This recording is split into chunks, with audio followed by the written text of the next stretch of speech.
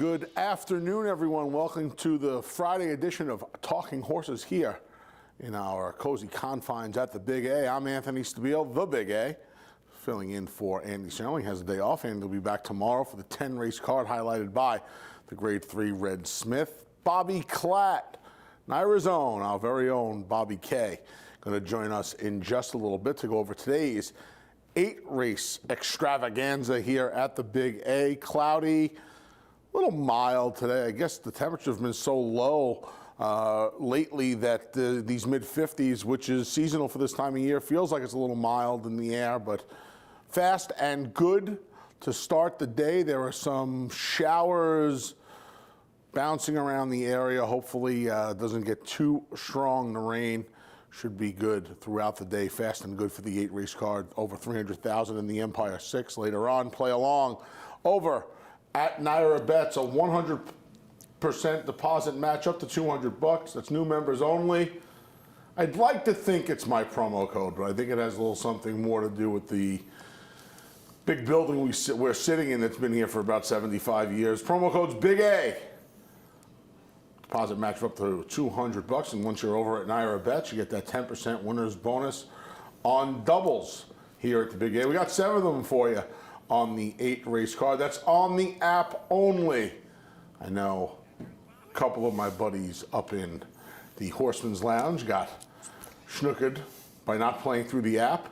Speaking of schnookered, look at this guy.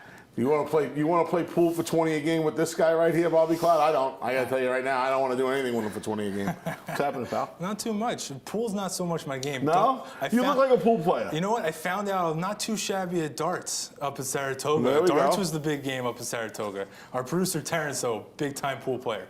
Don't mess with him on the pool table, for sure. All right. Well, like a true fat man, I can bowl, I can shoot darts, and I can play pool. So okay.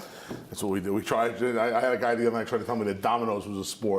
It would make me a 5'2" athlete if dominoes was a sport along with poker, but none of them are really sports. Just that's so the you know. one. That's the one game I've never really got into is dominoes. I gotta learn it. It's very simple. If you read the racing form or attempt to read the racing form like we do, dominoes become pretty simple. Looking forward to seeing my boy Sadler's Joy tomorrow in that Red Smith. The loss of the Breeders' Cup is the gain of the Big A. You know what? He is such a cool horse that he's consistent. Comes off a layoff anytime you need, whether it's a short layoff, a long layoff. He'll go 1.1 miles to 1.5 miles. It don't matter to him. He'll sit close like he did in the Joe Hirsch. He'll go long and sit back and make that one big run. He's just such a cool horse that we love to see around here in the New York area. All right, well, Sadler's Joy may not be running today, but we do have 8 races again that carry over in the Empire 6 on the 8-race card. Starts in race number 3. The opener kicks off the early pick 5, made in 40s on the turf. One of these turf sprints on the outer turf course. Let's take a look at some runners from the October 13th race over at the Big A. Jasmine Eek was the longest price. She had the best effort. She finished 2nd. Shannon's Girl was 3rd that day, burning some more money, and Ghostly Beauty as well. See, I didn't want Jasmine Eek coming out of this race. I thought she just kind of had the perfect trip. I'd rather take Ghostly Beauty and Shannon's Girl because Shannon's Girl seemed like it took a while to get her going on the inside. Maybe had to wait a little too long to open up a run. And Ghostly Beauty kind of ran into the back of Jasminique a little bit. So those are the 2 out of this race I thought were interesting. I know Jasminique is improving, but I don't really know if I want to take her in this spot. Yeah, she added the blinkers last time as well, and it was her fastest race by quite a few buyer speed figure points. Yeah, I'm with you, though. I felt like, you and I have this race exactly the same. I kind of felt like last time was the time, as Andy would say, even though she just got beat a bob to the Todd Pletcher dropper ever more. You know, she's gonna come with that late run again. I'd almost rather have that late run at Belmont than here at Aqueduct. She's got to cut back the 1/8 of a mile as well. So, like you, I thought I was against her. I don't want to put words in your mouth. I've had enough of Shannon's Girl. She can obviously win. I took Gracely as taking the biggest drop in horse racing. And that's the key right there is the field that she's been running against, the numbers that she runs, 2, 3, 4 back. You toss the last race, she's obviously the main player in here. And right now she's sitting at 2-1. I'll take all of 2-1 if she sits there. I think she might be the favorite come post time. Yeah, we still have about 45 minutes. I think they'll side with Shannon's Girl. I think our top pick will be the second choice because they can't get enough of Shannon's Girl. 9-5, 4 starts back. 8-5, 2 starts back. 9-5 last time. 9-5 last time I had a guy turn to me last time and say, this horse is an overlay at 9-5. And I looked at him and I said, you understand this is Shannon's Girl, right? Yeah.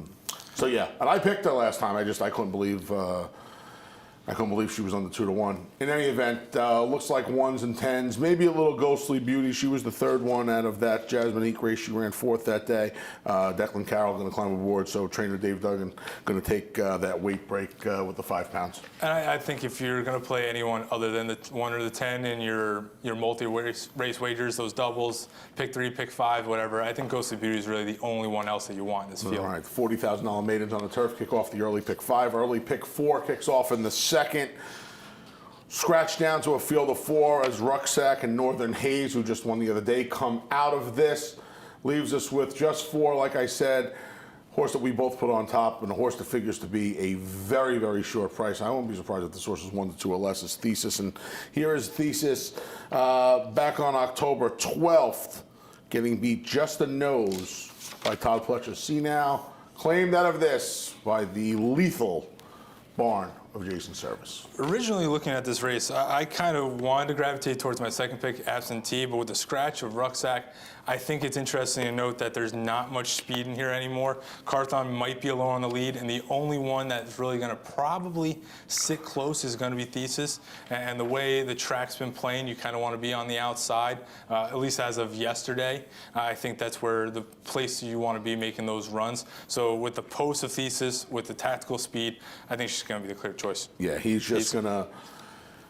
The truth of the matter is he can probably get in front of Carthon if Ortiz Jr. is aggressive enough. I don't think he will. I'm not saying he absolutely can, but he could.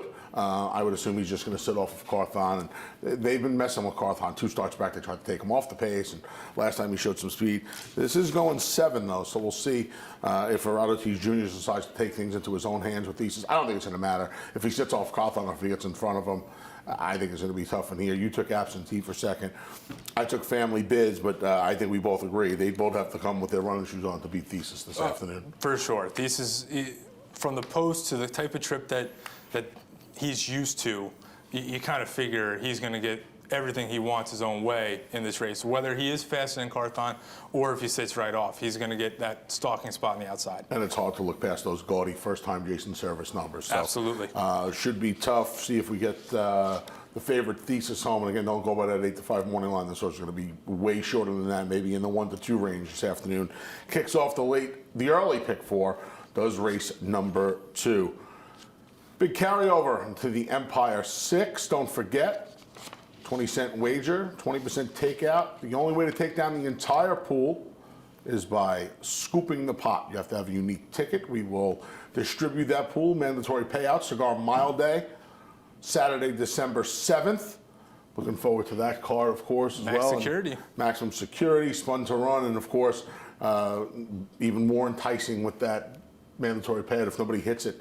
And we got a couple of weeks in between, but if nobody hits it and those, you think this thing's going to get to $1 million, maybe even more, and who knows what they'll put into it on a day like that. They could put 4, 5, 6 million into it. So I'll be looking forward to seeing if nobody hits it until then. But we have that big carryover in that Empire 6 this afternoon. It starts off with the 16 2-life claimers. They'll go 6 furlongs, and we will ship our attack down I-95 and go to Laurel for Red Hot Dame. Last time out, down in Maryland. Yeah, this is going to be my top pick. Coming with Mike Trombetta Barnes, second off a layoff. And she's able to run any sort of race like this where she sat 3 wide, off the pace, sitting on the outside, and made one strong run and got caught late in the stretch. But you look at how far back the 3rd and 4th place finishers did finish. I think any sort of improvement or even an equal run to this race, I think she's going to be extremely dangerous. It all depends on how she breaks. Her best races have come when she's been closer up on the pace. Yeah, 3 Diamonds has moved this horse from Todd Pletcher to Mike Maker, and then last time to Trombetta when going from Florida to Indiana to the Midwest, and then finally into the Mid-Atlantic. And Mike's sitting right around 2,000 wins. He's coming. He's very Is he? close to 2,000 wins. Yeah, I know. We have a sign ready up in the press office here at the Big A, and we'll Super see guy. if Red Hot. Yeah, Mike's great. Does a great job with his horses too. Has Independence Hall locked and loaded. We'll see what he Talk about does a freak next. right there. Yeah, hopefully to Remsen, and we'll see what happens from there. Speaking of Cigar Mile Day. Yeah, I mean, this was a race. I kind of liked Nan's plan before she came out with Danny Gargan getting her back onto the right surface. She comes out, and it's one of those races where my plan was to get a little snarky with Nan's plan and not really single her, but it went from a race where I thought I could use one or two to a race where I want to use 3 or 4 horses now. I landed on the 5, Dovey Lovey. He was first off the Rob Actress claim last time out. I don't know. Source kind of was ridden out of there, and maybe needed the race off the 2 months. Now drops in for 16,000. Maybe finds the right spot. I don't know if there's much. I don't know what's in here. The Shipper's obviously tough. I guess we could look to the rail too. Appletini's one who definitely makes some sense in here. Broke the maiden for the quarter, did the right thing, dropped in for the 16-2 life. You know, the rule is for a tag, you cut in half. You can't cut in half. You run for the bottom. She ran for the bottom. She got run down by a better horse that day. She took a ton of money that day, too, and now she's first-time Linda. Well, and here's the question. She's pretty quick out of the gate for this level, and she's getting the rail. Now, if she breaks and gets out there in front, isn't she going to be tough to catch? Yeah. Because I don't think anyone's going to sit. Maybe Dazzling Speed shows a little bit of said speed in there, but I don't think gets anywhere close to Appletini. I think she could be a length in front. Now the question is, does anyone decide to put pressure and say, you know what, we're not going to let her go? Or do they sit back and try to make their one run and leave her out on the pace alone? I think she's dangerous, especially from the rail post. You got nowhere else to go. No. And Jose Lezcano riding very well. Took home 3 yesterday on the 8 race card. We'll see if he can pick up where he left off. Appletini should be tough from the rail as well. Like I said, I want to use 1-4s and 5s. If there was some moisture in the track, 8 Oaks would be a little bit more enticing to me. But on a fast track, I think she'd still have to prove to me that she can run as well as she has on wet tracks. This is the kind of race where you can get clever and try to get that bomb in there. Sure. Because you don't know where the money's going to go. And if the money goes heavy on one horse, say Appletini at 6-5, and you end up beating her, that's huge for the multi-races. There you go. All right, so that kicks off the Empire 6, $310,405 carryover waiting in race number 3. To the 4th, late pick 5 time in race number 4. The 2-year-old fillies will take to the turf. They'll go a mile and a 16th on the outer turf course. I'll be in the booth for this one, giving Johnny I a little bit of a midday break. Lost Ticket will break from post 1 for Hall of Famer Belmont and Junior Alvarado. She debuted over at Belmont Park, same distance during closing week, and actually ran well here on her debut. And the one thing I noticed from this replay is when she gets met by the horse on the outside here that finishes second for Chad, she kind of fights on a little bit, and that's enticing for me for the first-time starter, that she felt competition to her outside and was able to, you know, give a little bit of a fight and kept on running here. I think there's a lot of learning still to do with this horse. Going from the rail, she does have tactical speed, and this horse that won, Antoinette, was on the front end the whole time. So that's kind of where you want to be for that racetrack at that time. So if she sits any sort of kind of trip that she did last time and improves a certain number and kind of uses that experience to her advantage, I think she's very tough to beat in here. Wow, gave me a very tough to beat at 7-2. It should be all of that 7-2. Should maybe be a point higher. There are some horses in here that I think will take money. I think Operate, the number 3, who's had some chances for Todd Pletcher at this point. She's finished second in 2 of her 3 turf starts. The one time she was off the board, she tried Stakes Company in Saratoga in the PG Johnson. That course really wasn't to her favor that day. Now she gets back to the 2 turns after running 7/8 last time. I think she'll take some money in here. The horse I put on top, Horse Day, is going to take some money as well. $1.2 million, a daughter of American Pharaoh out of Life at 10. Another one of these big ticket Larry Best OXO 2-year-olds. Yeah, I kind of bit here. We'll see. Their debut, where she was 3-5, wasn't great. This filly got scratched in Saratoga. She got loose in the post parade. She came back to the races. It was about a month and a half later. She chased and she got tired. She didn't do much running. The American Pharaohs, though, have been fantastic when they've gotten onto the lawn, and I'm going to give her one more chance. I certainly don't trust her. and we'll use a few horses in here, like Operate, like the one Lost Ticket, Operate, I guess it would be. I should probably get that right. Might have to call Tyler on that one. And Lost Ticket. What about Speedy Vanessa in here? Speedy Vanessa, Speedy Vanessa did not wear blinkers last time. She wore a hood without blinkers, is worth noting, and she will not have the blinkers either day. She'll have that hood again. She was a little interesting to me. Another American Pharaoh in here who figures to be twice the price as Orsay. Well, this is the residual fifth choice for me. I mean, this race, I feel like you can go deep in here. The dam didn't really, once was 1-for-8, didn't win on the turf, but is a half to a grade 3 stakes place horse and a group 1 winner on synthetics. So there is pedigree there. She showed ability after breaking slow and really trying to rush up on a track at Churchill that usually isn't favorable to closers. It's more or less a speed helping kind of main track. There's turf in the family. Graham's second time out, going sprint to route, winning at 20% so far this year. It's completely live. I think Belmont's got an interesting first turn here. Go ahead. Just from strictly pedigree-wise, where the half to kindergarten kid, Asatique and Rahane de Batera, I think is how you pronounce it. Yeah. I wouldn't really put too much into the work over at Saratoga that was on the turf because it was a yielding turf course that day on Oklahoma, so I wouldn't put too much there. But the dirt workouts have shown the ability, and at 8-1 in the morning line, I think she's going to be very interesting. If she runs anything like her pedigree, I'm intrigued here at a price. All right, she'll be a price, even though it was Mott first. The Phillies usually take more money than the Colts. We'll see what they do with the number 7, Empress Amelia. Wide open, race number 4. We'll see how the public bets the 2-year-old filly maidens. 5th race, kick off the late pick 4, flat mile out of the chute for the claimers, the old hard knocking claimers. They shot Sonny comes out of here. At least he didn't have to go to the Causeway to come out today. You get that reference? I do. All right, very good. I know you're a lot younger than me. We have a field of 7. Maybe they don't need, they shut Sonny's out. Play That Funny Music is in. First time for my buddy Mikey T. And here's Play That Funny Music right here at the Big A less than 2 weeks ago. Now the question is the continue rise in class here, going from 25 the last 2 times out to the 40. It was against State Breds last time. Irad sticks aboard, but this is the kind of horse to me, on this sort of track on this day, the track was not favoring much of horses that were eating some of the kickback. This horse continued to fight, got to the outside, and rallied home. And I think that's going to be important because Guns of Steel, you have to figure she's going to go. He's going to go, yeah.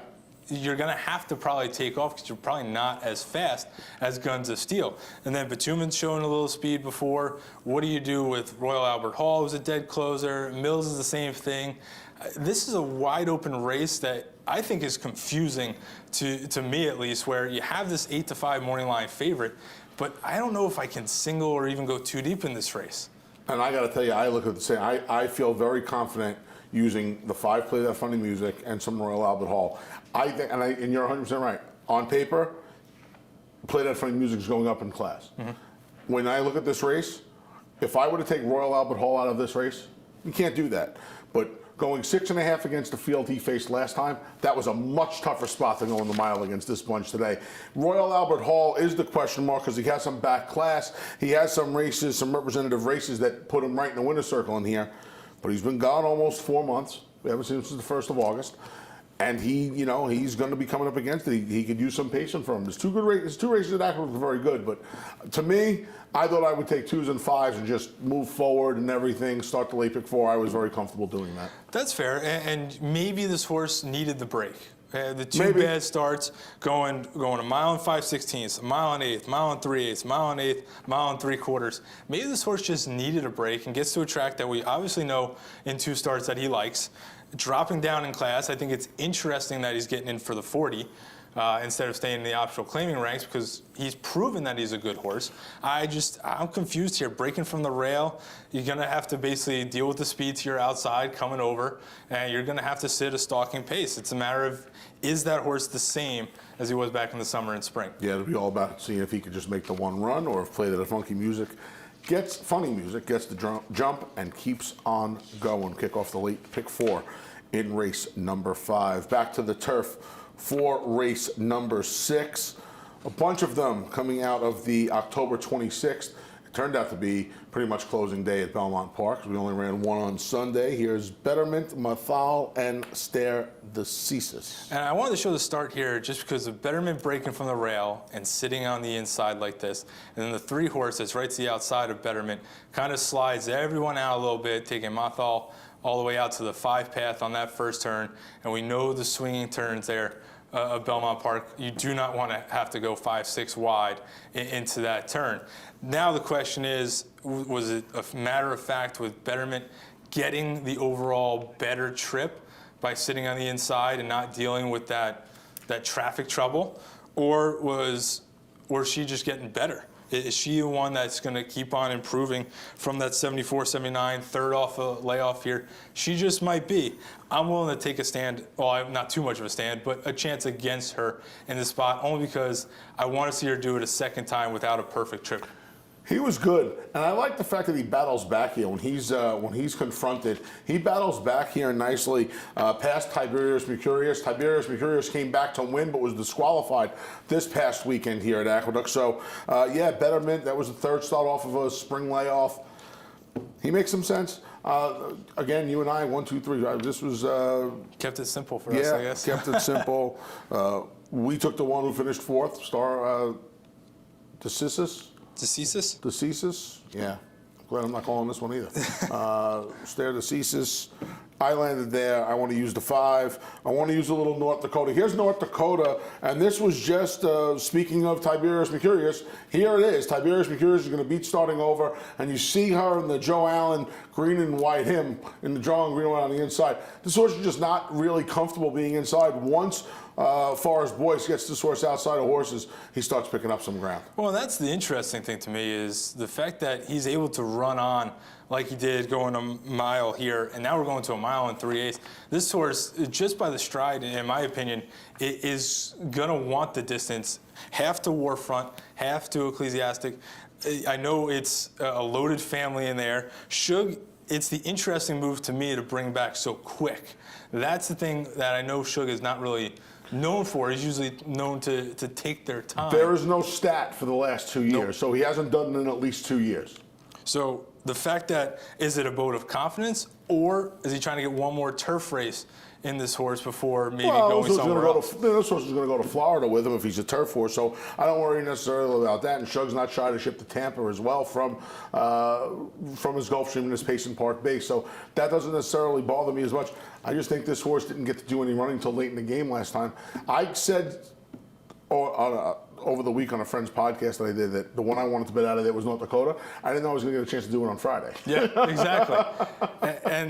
And the fact that this horse, 2 back, ran 3rd against an X-Out winner in Phantom Courtesy, Tiberius Mercurius, who came back and was across the wire first in there, but did come back and run a successful race from his last race. I mean, if this horse likes the distance and can handle the short layoff, it's going to be very dangerous. Yeah, we'll see what North Dakota can do in race number 6. Starter allowance foes go to the dirt in race number 7. The fillies and mares will go 7 panels. Had a couple of scratches. Golconda's entered later on this weekend. New Year's Wish comes out. Leaves us with a field of 6. My Roxie Girl, 5-2 on the morning line, figures to take a bulk of the money now. She'll be under that when all is said and done, you would assume. Here she is, ranging up 3 wide back on October 5th in the winning move, orange and white, getting the money over at Big Sandy. Well, over at Big Sandy, it's at the kind of trip you want that she's probably going to get in this spot from the outside post, is kind of dictate. Manny's been extremely good at this meet so far at dictating pace and sitting in the right spot. You kind of figure that this is going to be a horse that will have the pick of the layout, I guess you can say, in there.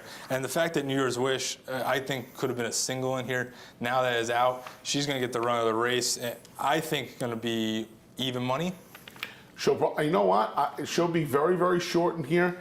And I got to tell you, I don't see her being too far off the lead if she's not on it today. There's just no speed left in here. Breaking Bread, first time Eddie Barker has some speed, but that's going long. Figure It Out, another one. She's shown some speed in the past, but it was going long, and it's eluded her since she's come back off the layoff. Aunt Babe is a one-run closer. On Her Way doesn't really have any speed. No Deal doesn't have any speed. Breaking Bread comes out of here right off of my Roxie Girl in front. It's the reason, when New Year's Wish was in here, I thought New Year's Wish, like you, was a layup. If anybody was going to be there, it was going to be the other Linda. It becomes a little bit of a different race now. I just want the two horses who I think are going to be on a slow pace. That's my Roxie Girl and Breaking Bread. And you know what? I'm not leaving Breaking Bread out of any You can't. multi-race bet. Right, because if Dale and Davis comes out of there aggressive, she's going to be in front today. Especially coming from the rail. You kind of have to figure she's going to have to break at least strong so she doesn't get shuffled back if my Roxie Girl is going to come over. On Her Way, I think, wants to sit a similar type of trip as my Roxie Girl, but I don't think he's going to be as fast. So the fact that, is she going to be caught chasing in this spot? That's where she's going to get beat, in my opinion. My Roxie Girl, like you said, she could just basically go to the front, maybe settle an easy quarter, easy half, and never look back. I think Aunt Babe, if someone does challenge my Roxie Girl and there somehow is a fast pace in here. They need to hit for Aunt Babe. Yeah, exactly. But I think in the tries and supers, that's the kind of horse that probably will sit around 8-1. You'd have to think she's going to take some money now, too, with those scratches. Yeah, but a lot of money. New Year's Wish. Especially, but if my Roxie Girl ends up even money and Breaking Bread, everybody sees what you're seeing and going there, and she goes off 3-1, maybe Aunt Babe slips down to 6 to 8-1 and could be interesting in the tries and supers. All right. Well, there you go. See if my Roxie Girl, who figures to be a short favorite, can get it done in race number 7 over Breaking Bread. Finale, maidens, a couple of scratches in here, leave us with a field of 7. Maiden 30 is going to go 6.5 furlongs.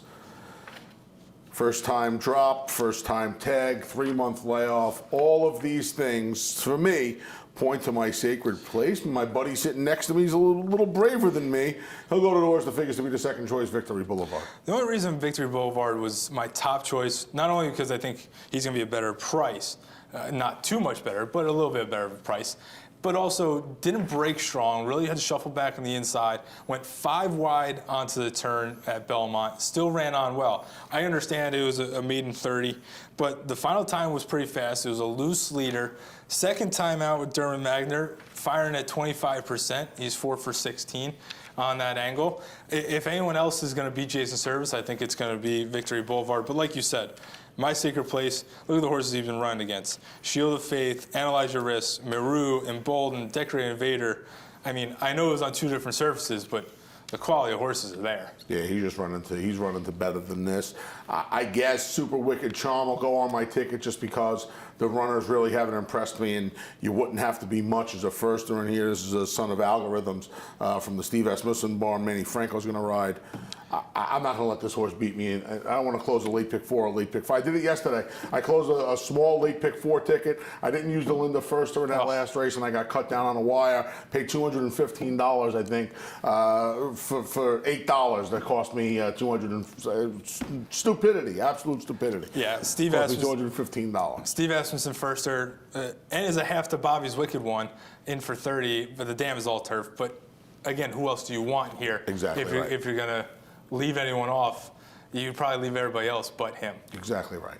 Good job, my friend. Thanks. We'll do it again soon. Hopefully. I haven't seen when I'm next on yet. But, all right. But hopefully soon. Maybe we'll get you on November 31st. Okay. Whatever you need. There isn't a November 31st. Nice Nara one. Bets. Nice one. Nara Bets, the place to go. $200 100% deposit match up to $200.